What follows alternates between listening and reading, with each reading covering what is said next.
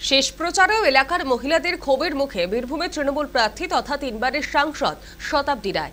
এর আগেও নির্বাচনী প্রচারে গিয়ে তিনি বিক্ষোভের মুখে পড়েছেন, কখনো মেজাজও হারিয়েছেন। আর এবার মোহাম্মদ বাজার ব্লক এলাকার মকদমনগর গ্রামে ক্ষোভের মুখে পড়তে হলো সেই শতাব্দী রায়কেই। পানীয় জলের সমস্যা, এলাকায় উন্নয়ন হয়নি, রাস্তাঘাট খারাপ, এই সমস্ত বিষয় নিয়ে শতাব্দী রায়ের সামনে ক্ষোভ উগরে দিলেন এলাকার মহিলারা। তাদের দাবি, শতাব্দী রায় শুনতেই পাচ্ছেন না বলে অভিযোগ তুলেছেন।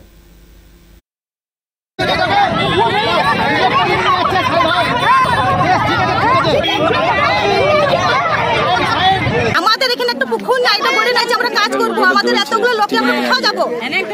আর ড্রেন নাই, এখানে ড্রেনের লেগে আমাদের ঘর ডুবে যাচ্ছে। আমরা জল আছে তখন আমরা বাস খেতে পারছি না। আমার কাছে এইটা যে আমার দিদি জানো এরকম আমাকে করে দেয় আমাদেরকে।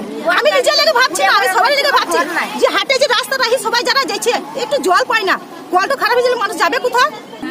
কত কষ্ট জানেন, আমাদের সমস্যাটা কত কষ্ট হয়। এটা কি বললেন দিদিকে? দিদিকে বলতে যান, দিদি শুনতে পেল না। তো দিদি শুনতে পেল না, আমি শুনতে পাচ্ছি না। কিছু বললো দিদি আমি শুনতে পেল না। দিদি দিদি দিদি বলতে গেলাম, দিদি আমি শুনতে পাচ্ছি না, আমি শুনতে পাচ্ছি না। হ্যালো দিদিকে কি আলছে? দিদি কিছু শুনে না, কথাই বলতে পারেন তো, আমরা তো শুনতে পারেন তো, এমন কষ্ট। আমি কাজ করে খাই দিচ্ছেন তো, কত কষ্ট।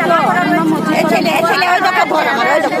সব কিছু সুবিধা পেয়েছেন? সুবিধা পেয়েছেন? কিছু পাইনি, কিছু পেইনি আমরা। কোনো কিছু সুবিধা হয়নি? কিছু পেইনি, ঘরে শুধু পেয়েছিল। বাড়ি পেয়েছেন? বাড়ি পাইনি, আমি বলেই তো বলছি। বললেন দিদি এসেছিল আজকে?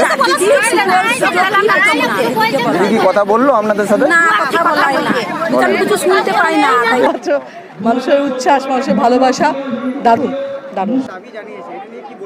যে দাবি সব দেখে নেবো আমরা, যেগুলো আছে, যেগুলো ওরা চাইছে বা যেখানে যা যা সমস্যা দেখবো। সব জায়গাতে সম্ভব হয়নি কাজ করা, যেগুলো হয়েছে সেগুলো করা।